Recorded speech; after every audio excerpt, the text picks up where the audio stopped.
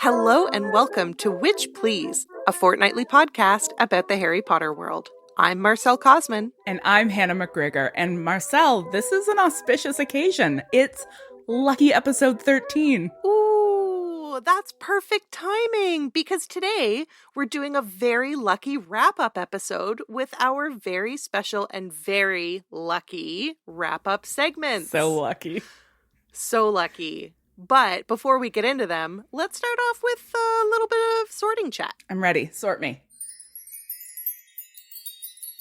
All right, so I've been thinking, we're still in this billion-year-long pandemic. We don't do a lot of socializing.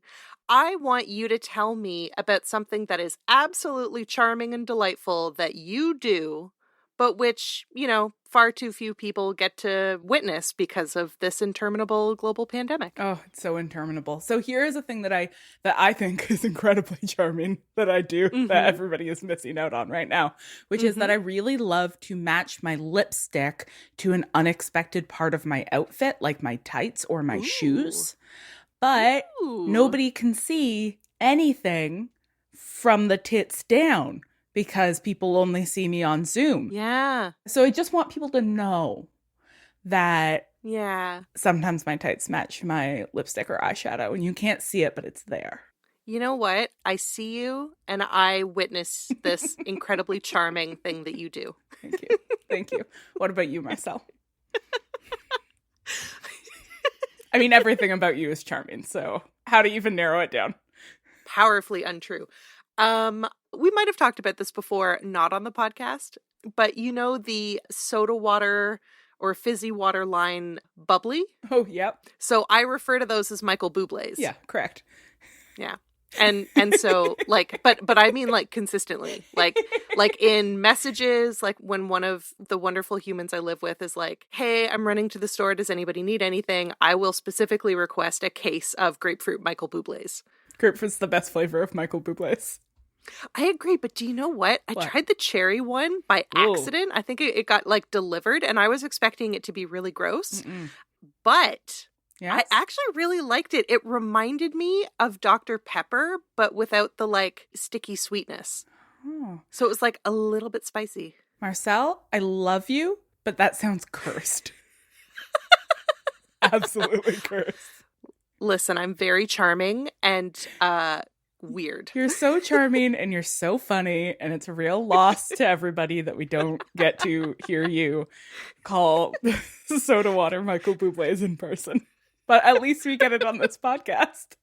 Yeah, definitely. Alrighty, you ready to wrap things up? Alrighty, I am.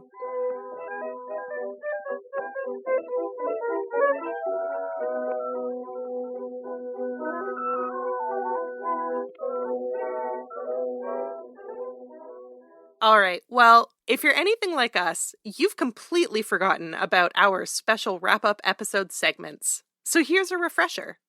For these episodes, we have something old, something new, something borrowed, and something blue. First up, something old. It's an oldie but a goodie. That's right. It's Granger Danger.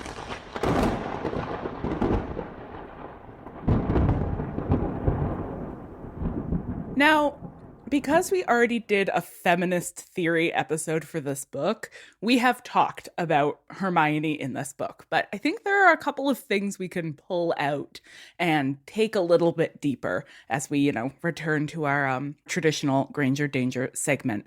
And one that really stood out to me on this reread was the conflation of Hermione's job to be the moral compass of the group and the way she is registered as unpleasant or bossy or shrill to the narrator. So as we have argued, from Harry's perspective.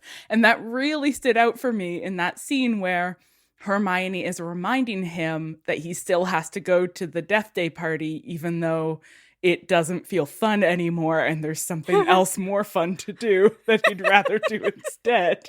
And it says, "A promise is a promise," Hermione reminded Harry bossily. "You said you'd go to the Death Day party." And I was like, okay, I mean, one, What a shitty way to describe somebody. Bossily? Bossily, right? Like it's Yeah. deeply judgmental, but in a particularly gendered way. Mm-hmm. But it also is making it Hermione's job to offer moral lessons to these boys in a way that Mm-hmm. resonates with a whole history of children's literature where women's job, particularly white women's job, is to be the moral center of the world, and that they're there to like teach boys how to be better.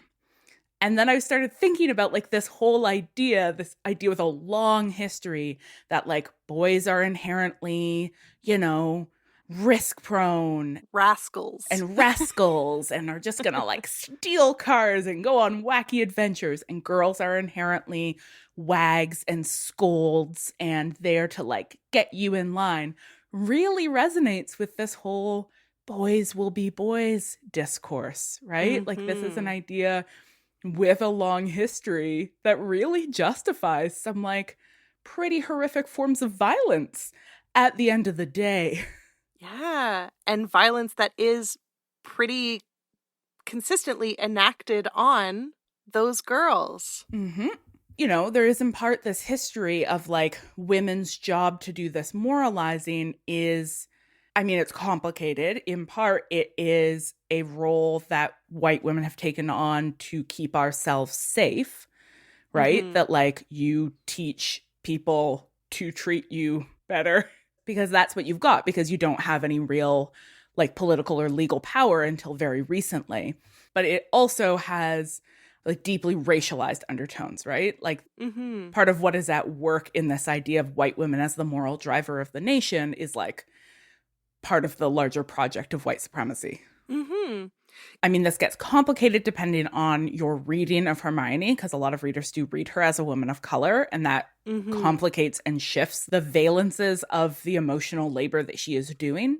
But if we read Hermione as a white woman in this setting, then we need to think both about how fucked up it is that she is being made to do this work of being the finger wagging moral center to her friends, despite the fact that she is also a 12-year-old. Mm-hmm. And then at the same time, how that's part of this like longer history in which white women are presumed to just be like inherently good and inherently moral. Mm-hmm.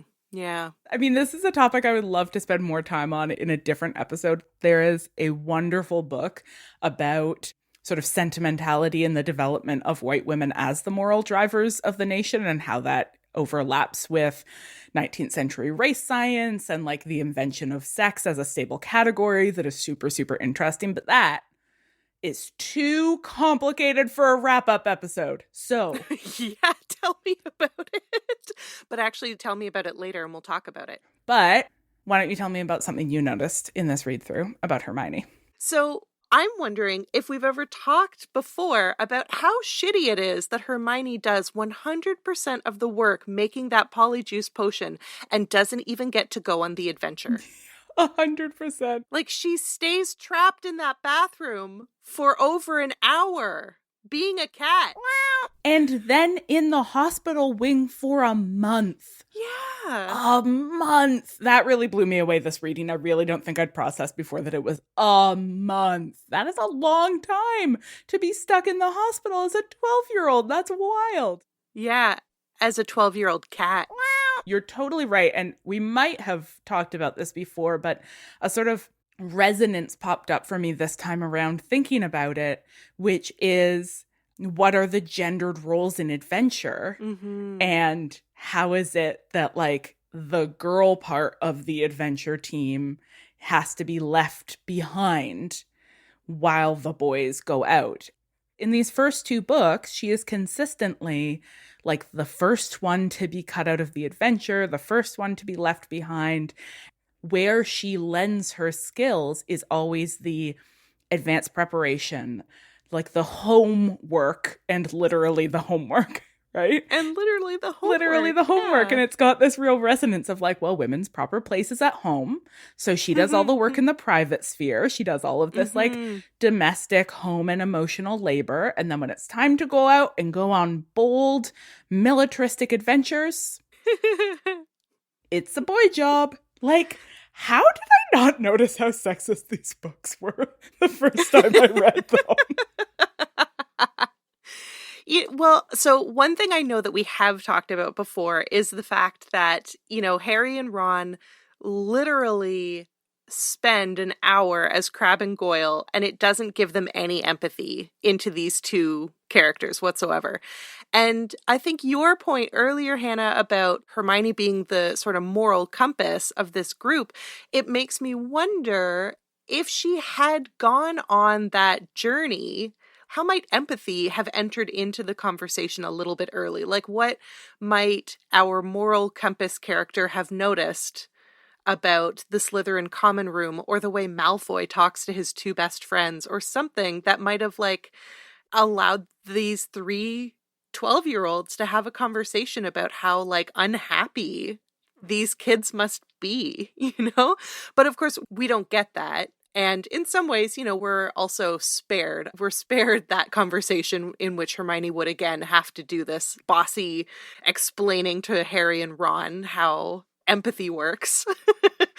You're making me think, just kind of connected to empathy and their experience of going into the Slytherin common room. This little thing I noticed on this read through is that later on, when Tom Riddle's diary is stolen from Harry's room, he's like, well, it has to have been a Gryffindor because only Gryffindors can get into the Gryffindor common room. And I was like a month ago, you got into the Slytherin common room.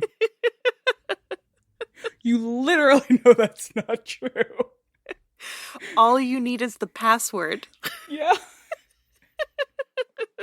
Anyway, poor Hermione. I don't think she's well served in this book. I think this probably is the worst book for Hermione in terms of how frequently she is left behind. Mm-hmm. But hopefully we'll get some more bold and exciting Hermione scenes in the books to come. Yeah, I'm sure we will.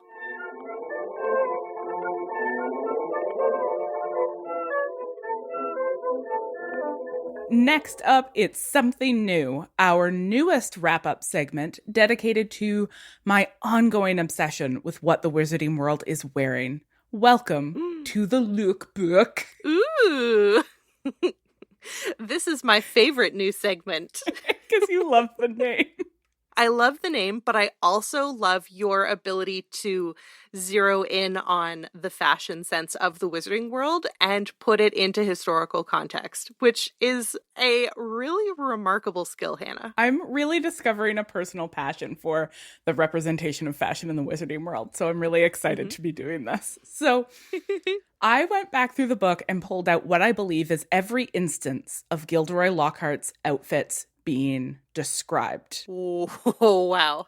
And I am going to read them through to you. I might have missed some. Apologies if I've missed some. But I will read the ones that I found. Do you know what?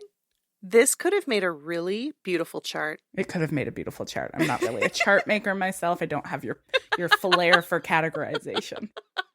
So here's what I found. 1. Okay.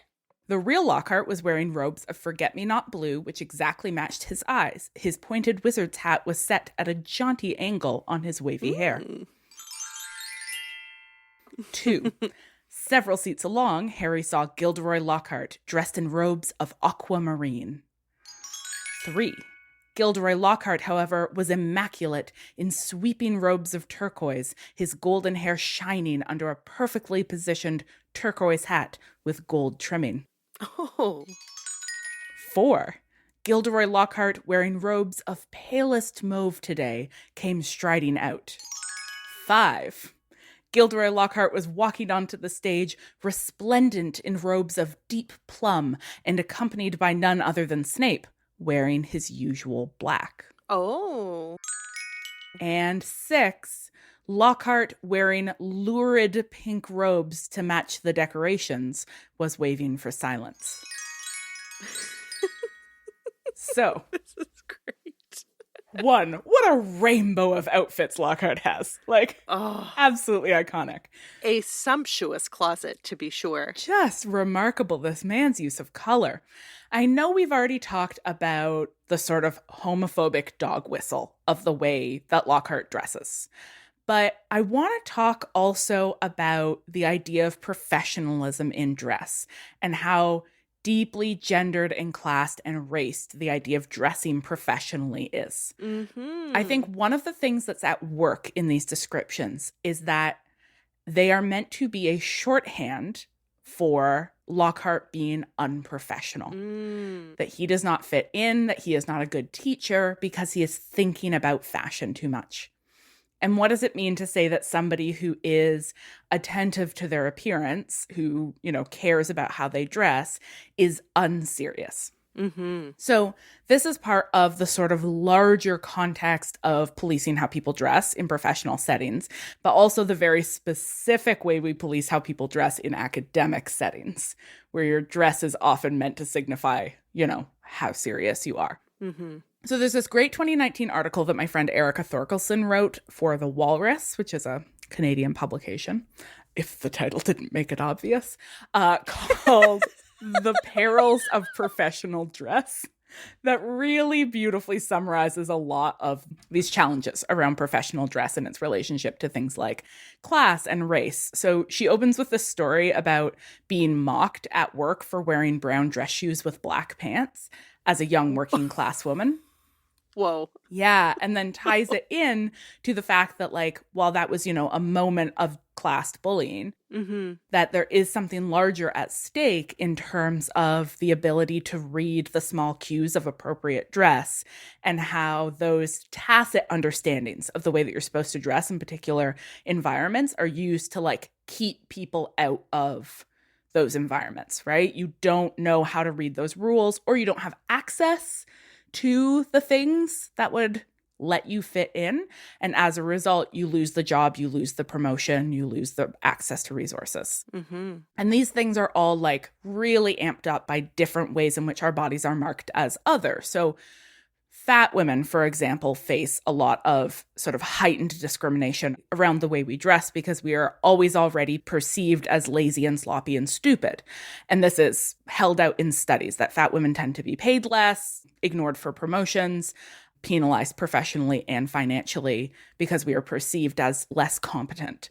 And Black women, of course, are systematically targeted by racist micro and macroaggressions in the workplace.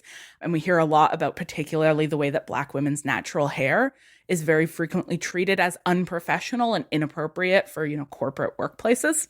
So we've got lots of examples of the way that dressing right and fitting in is used as a way to police people and keep them out, even if you technically are a non-discriminatory workplace.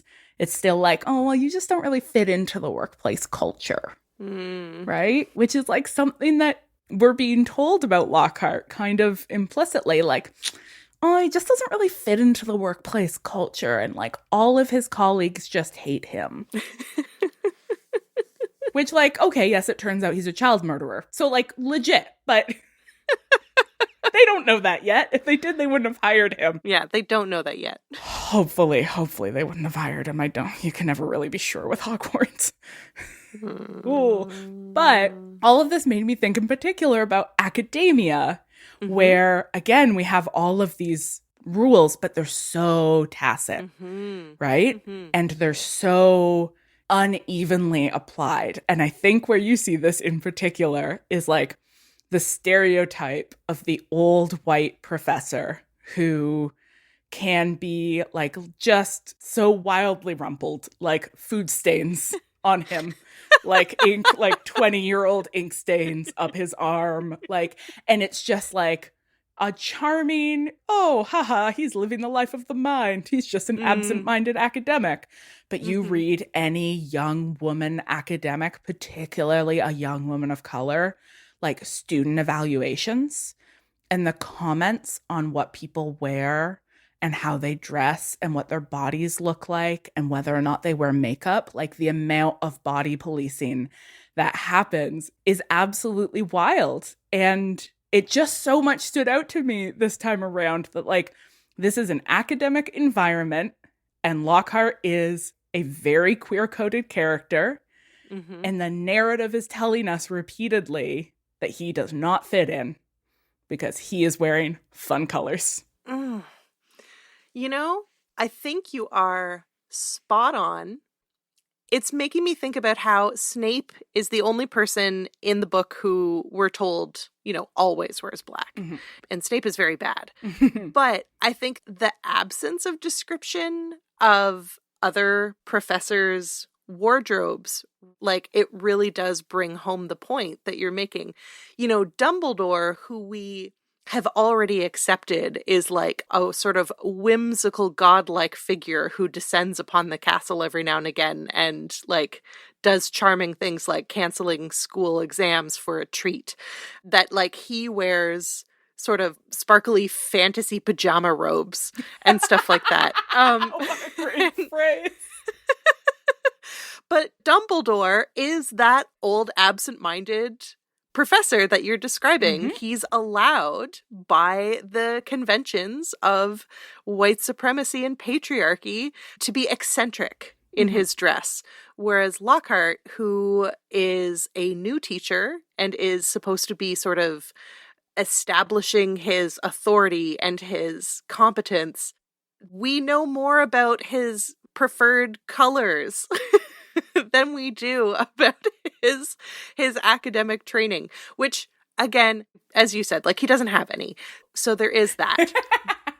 I mean, it's this balance, right? Like, no, he is legitimately a bad teacher, but what are the ways that the text signals to us that he is a bad teacher? It does this thing where it's like, oh, we can tell he doesn't belong here because he wears his hat at a jaunty angle. That's right. And listen, who among us hasn't worn a hat at a jaunty angle? Speak now or forever hold your peace. That's what I say. Yeah. I remember so many forms of like wildly gendered coaching and professionalization that women academics have received about going on the job market. Like a friend of mine being told that she had to make sure to wear opaque tights because if her tights were too sheer, when she sat down, her knees would look paler and it would distract the hiring committee.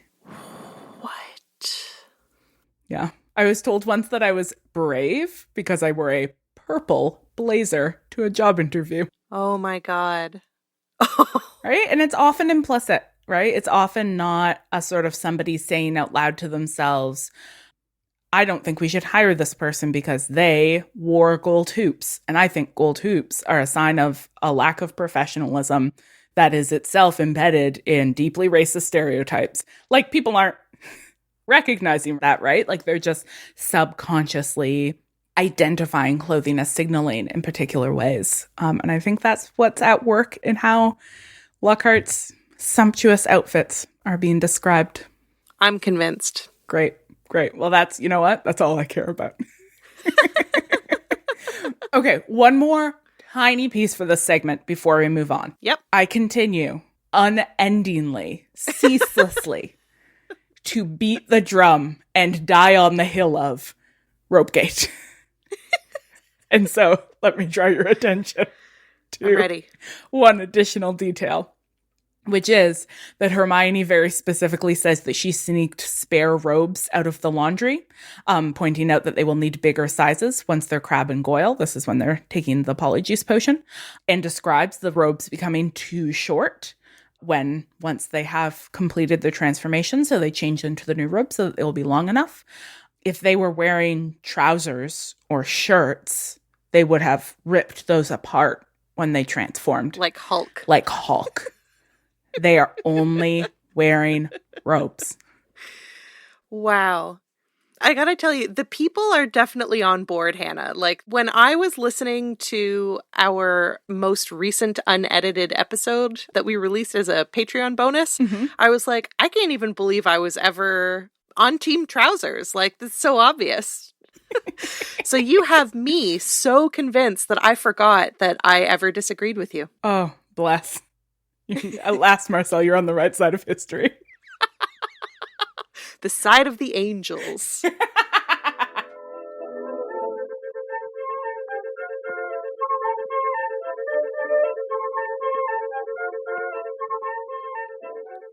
Well, it's time for something borrowed.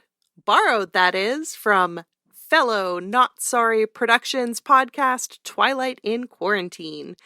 In each wrap-up episode, we're going to talk about something new that we noticed or especially loved on this read-through of the book. And we're calling this segment Orchideus. Okay, I want to talk about the scene when Ron tries to curse Malfoy for using that slur against Hermione. When Malfoy calls Hermione a mudblood and Ron says, "Eat slugs, Malfoy," and then shoots a curse or a jinx or a hex or whatever at him with his broken wand, and it ends up rebounding, and then he vomits slugs for the next 12 hours. Ron doesn't do a lot of commendable stuff in this series, and we don't really talk about Ron being a role model very often. But you know, I was thinking this time around that this is a really great instance in which he's like a really top-notch role model.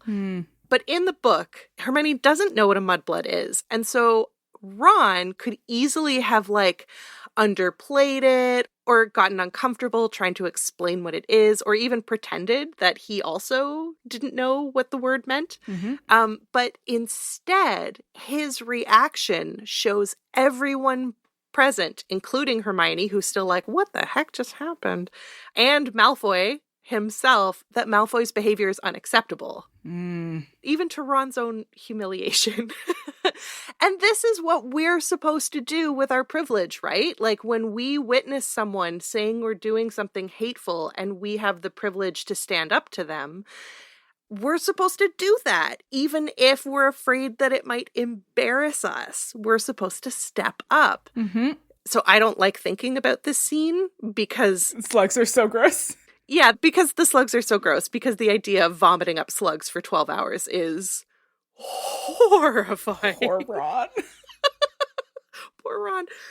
But I do nevertheless like thinking about this moment as a metaphor for the anxiety that we might feel as regular, fallible old humans in the experiences that we have where we really need to show up for our peers and our friends and strangers and, you know, be on the side of justice. I love that reading, particularly I think of the slugs as anxiety and this idea that standing up against hatred and being the person who like steps forward and says like, no, that's not acceptable, doesn't come without consequences, right? That it like at the very least could be a moment of intense discomfort and then, you know, could come with other kinds of social consequences, but that you do it anyway, that it is worth vomiting slugs for 12 hours because you love and care for the person that you are stepping in for. And it's something that I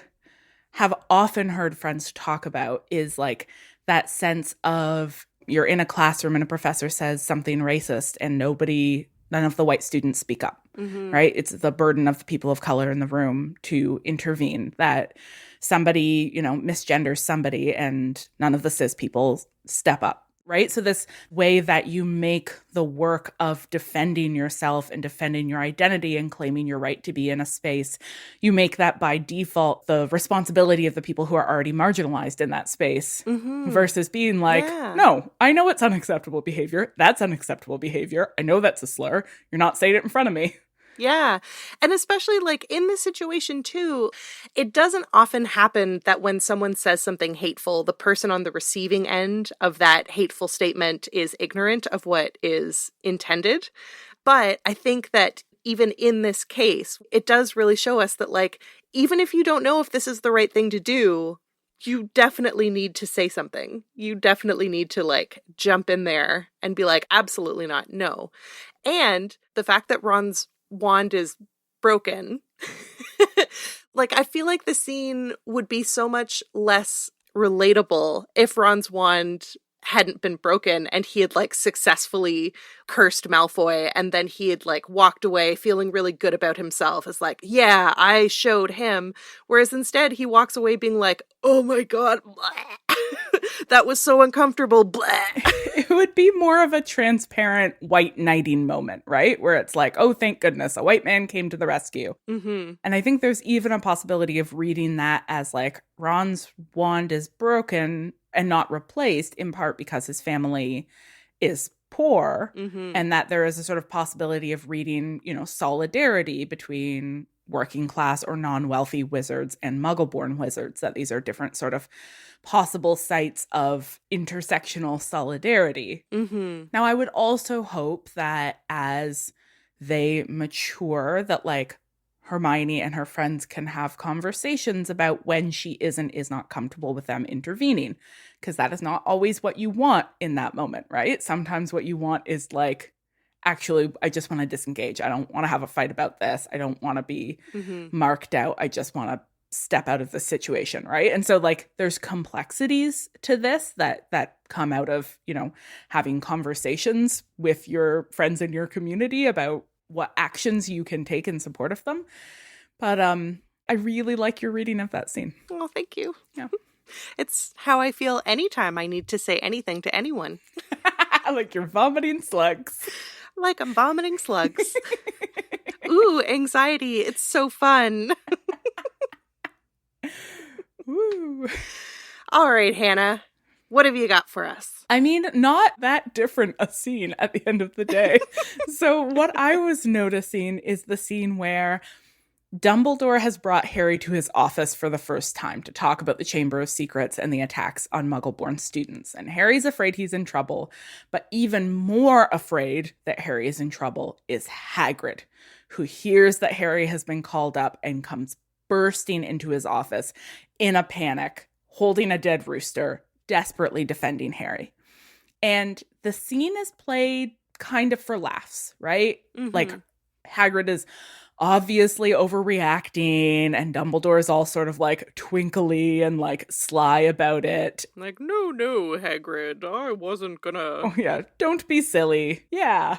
And Hagrid leaves looking embarrassed. That's the actual words from the text. Mm-hmm. So the scene is treated as a bit of a joke. Hagrid's often played for comic relief, but we later find out in the book that Hagrid himself, as a student, was falsely accused of exactly the thing he thinks Harry is being falsely accused of.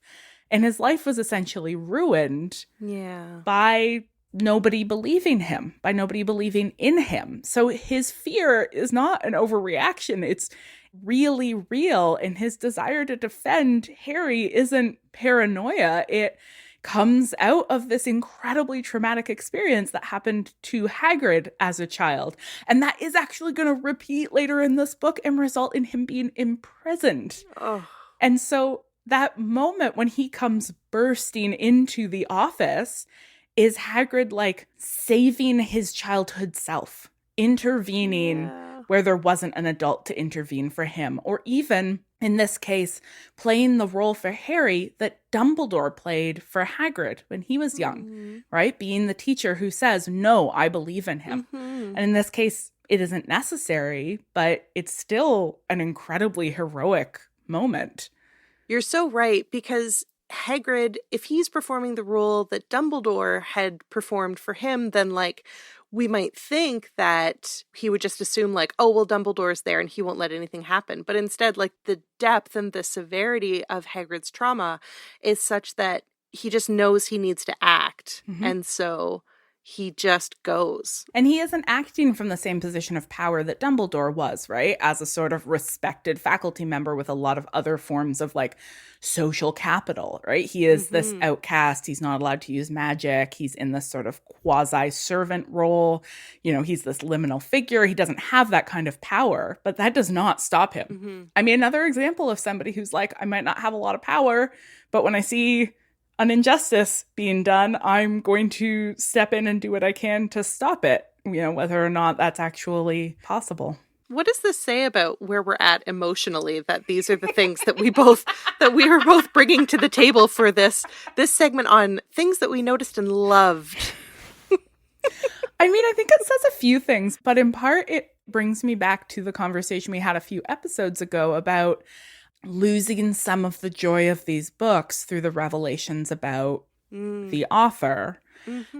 And maybe wanting in our rereading to still find these moments that felt like they were opening up possibilities when we first read these books. I love that. Yeah. Right? So sort of still seeing in the texts what are the things that so many of us were drawn to when we encountered these books for the first time that suggested another way of being in the world. And I think there are still these moments that are really beautiful that I think we can sort of pull out and continue to remember why they mattered to us, even if our relationships to the books is getting, necessarily more complicated.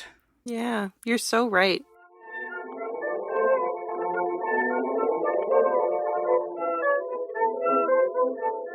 Finally, we've got something blue. Devastating fun facts, in which Marcelle shares some fun facts about Hogwarts students and staff not mentioned in the books because these things were not part of Harry's journey. Get ready to cry, everyone! Okay, well, fun fact. Dumbledore knows that Filch's quick spell course is basically snake oil. And snake oil, by the way, is just something that someone sells and it doesn't do anything, but they tell you it does all kinds of stuff.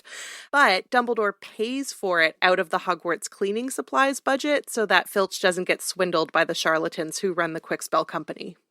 Did you know? Fun fact. I didn't know that. It's fun. Fun fact, even though Harry doesn't give Colin Creevey the time of day, Colin is actually much loved by his Gryffindor cohort. He's the smallest of the whole group, but there's another student named Billy McBragg who's really tall and strong for their age, and Billy gives Colin piggyback rides around the castle. And so then these two, who might have stuck out by themselves, they stick together instead. Fun fact. That was also really fun. Piggyback rides. Okay. Fun fact, Gilderoy Lockhart organizes the first picture day that Hogwarts has had in years. A lot of the teachers are kind of annoyed by it, but in the end, everyone is actually really glad that they participated. The annual tradition is thus reinstated, and Harry saves a photo to give to Mrs. Figg, but he isn't sure how to explain why it's moving because Harry doesn't know that Mrs. Figg is a squib. And so he keeps it at the bottom of his school trunk. But in a previous fun fact, you said that she wanted a photo of him and never asked for it. Yeah. Marcelle. What? Why are you like this? Fun fact. I'm broken inside. I don't know.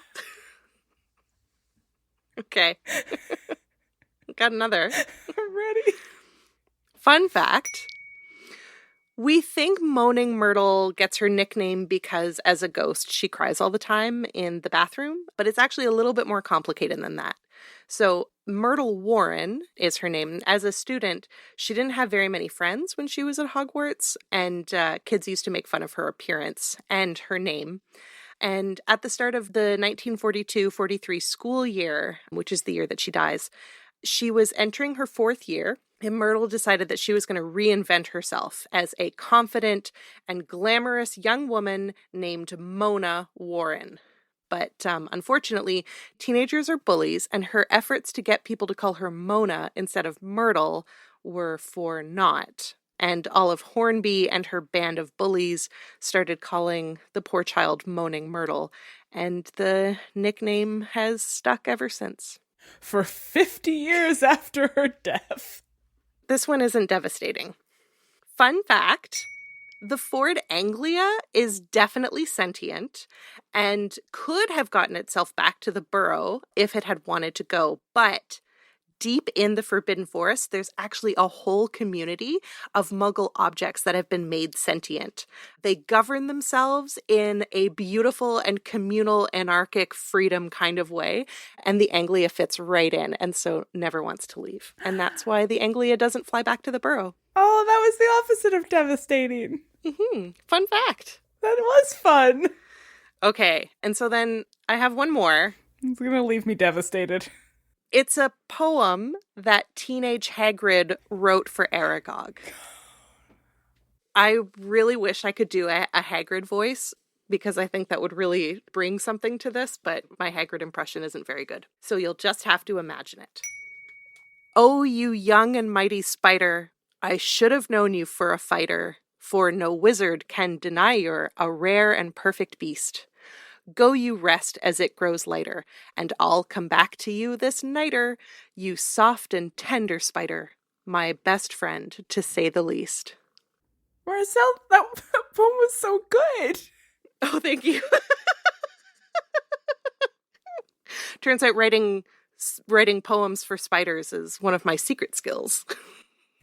I love this segment so much. It makes me cry every time, and I just love it. Oh my goodness. Well, I am so pleased.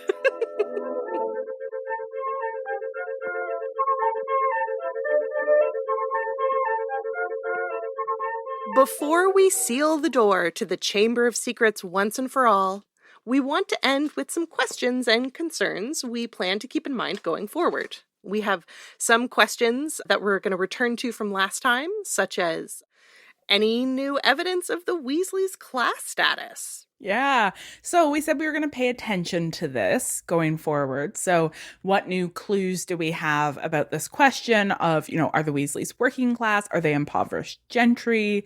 What, if anything, can we read in this book? So we've got a few new pieces of textual evidence one way or the other. Mm-hmm. At one point, Ron says to Harry that house elves come with big old manors and castles and places like that, and you wouldn't catch one in our house in the Burrow. Mm-hmm. So there's a distinction being made there between the kinds of inherited wealth that are associated with these big old houses and the status of the Weasleys. And I do think if the book was going out of their way to suggest that the Weasleys were impoverished gentry who had fallen on hard times, a house elf might have indicated as much. Again, this is the kind of segment that I am eager for feedback from British listeners who I think can often parse these clues, but that I think is something we can pull out and attend to. Yeah, so similarly, I was thinking about the fact that they had a car, and I was like, oh, is that maybe a sign of them being more middle class? Or is the fact that they have a car, is it a collector's car? Is Mr. Weasley buying antique cars? But I think based on my very preliminary research about the Ford Anglia, which was discontinued in 1967, I think that if these books take place in the 90s, I think that wasn't long enough ago to make it a classic car the way that if you bought and refurbished a Ford Anglia today, it would be considered a classic car. I think it would be more akin to if you got a K car. A nice Reliant automobile. I just don't know enough about cars either to I don't know. So there you go. If any of you listeners are car people, tell us if the Ford Anglia signifies anything one way or another. Yeah, my theory is just that he probably picked it up either cheap or free from an impound lot so that he could tinker with it. That's my guess. And as we talked about in an earlier segment, the Weasleys can't afford to replace Ron's wand, even though this is quite literally detrimental to his education. Yeah, I mean, they're definitely lacking resources. We see them go to their vault. There is no money in that vault. And so that, I think, is where we sort of end up with that question.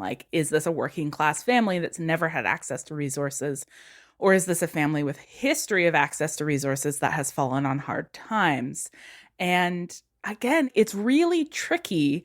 I wonder if, the fact that Arthur and Lucius know each other and are work rivals and obviously have this long history of tension does suggest that in terms of class, the Weasleys are sort of on a similar playing field to the Malfoys, right? In the sense that they're clearly moving in similar circles.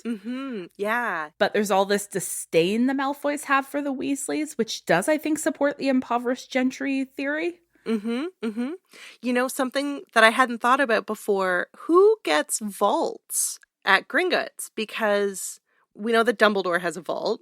We will find out later that Sirius Black has a vault. We know that Harry has inherited his parents' vault, and the Weasleys have a vault. But, like, does Hagrid have a vault? We never hear anything. Does everyone? Like, is it just a bank account? Or is it Yeah. like a thing that you have when you have wealth? And it's like the Weasleys have one, but it's empty now because they used to have a lot and now they don't have it. Yeah, so that's what I'm wondering, which I hadn't thought of before, Hmm. but curious. Yeah, those vaults are usually packed full of treasures. Mm-hmm. So they don't seem to be just like generic bank accounts. Mm-hmm. Well, more to ponder. I don't have an answer yet. Nope, me neither. But I bet we've got some new questions. Oh, you better believe it. Okay. I'm curious about the disdain that Mr. Borgin has for Lucius Malfoy. He obviously shows him incredible simpering deference when Mr. Malfoy is in the store, but the second he leaves, Borgin is sort of sneering in his direction, and Harry witnesses this. I'm wondering why, like, this is clearly Borgin's clientele. So why the disdain? Are the Malfoys, like, especially shitty people that even the purveyors of the dark arts themselves look down upon them? I wonder if part of it is that the Malfoys are known for, like, they were some of the biggest supporters of Voldemort, and they were the first people to turn their back on him and totally disavow him after Voldemort fell from power. So it's like the people who fought against Voldemort don't trust the Malfoys because they know that Lucius was a Death Eater, but the other people who supported Voldemort don't trust the Malfoys because they turned on Voldemort as soon as they saw the opportunity. So it's like they are people without deep loyalties. And so nobody really trusts them. Ooh, I love that. Yes, that makes sense. Yeah. And we're going to see that, like, bear fruit later on. Like a tree. Yeah, that's what bears fruit. Or a bush. Okay, you've got another one here that was an Instagram hot topic. Yeah, so through the Witch Please Instagram, I get sent a lot of Harry Potter related TikToks, which are delightful and wonderful and fun and range everywhere from, like, guttingly hilarious to very, like, scintillating and apt political commentary. And so I love it. But this one sparked a conversation about Harry being a Horcrux. So in book 2, Harry gets bitten by the basilisk, but the Horcrux that is inside of him doesn't die. So apparently there's, like, J.K. Rowling canonical input that says that the basilisk venom doesn't kill the Horcrux inside of Harry because Harry doesn't die because he's rescued. But this I find sort of unsatisfying. Because all of the other Horcruxes are inanimate objects, and so they don't die. Like the journal doesn't die. No, although it does bleed, so that's weird. But like, okay, so the basilisk pierces him in the arm. So is, like, the Horcrux not in his arm? Is it sort of like if you cut off the virus, like in The Walking Dead, when you get bit by a zombie in the leg, if you, like, cut off the leg, you can avoid the zombie disease? This is exactly what I was thinking. I was like, oh, it must be that the Horcrux is in Harry's soul. And so the basilisk venom needs to go into where his soul is.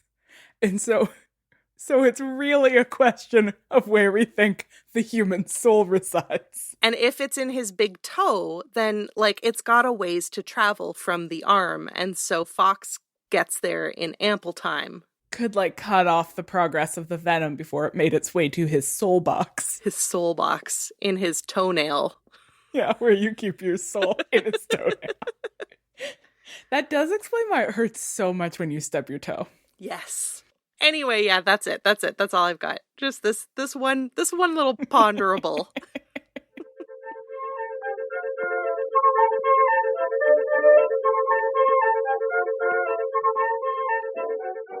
Thank you, witches, for joining us for episode 13, lucky number 13 of Witch Please.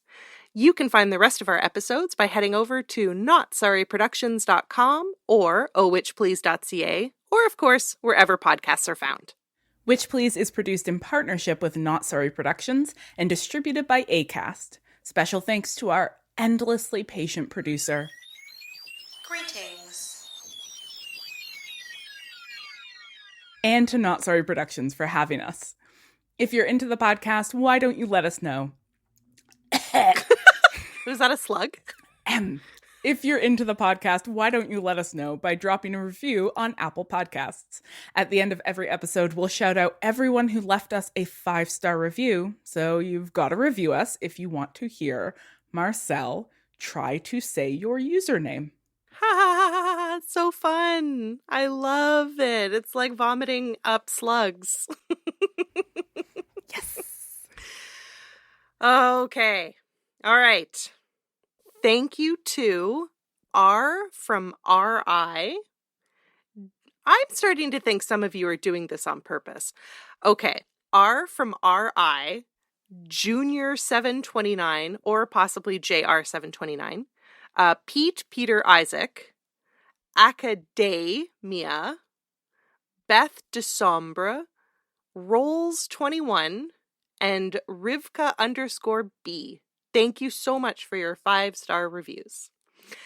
If you want to hear even more from us, head over to patreon.com/ohwitchplease and check out the many exciting forms of bonus content available to you, including, but not limited to, unedited audio, bonus interviews, and Q&A episodes. On our next episode, we're beginning our discussion of Book 3, Harry Potter and the Prisoner of Azkaban. But until then, later, witches!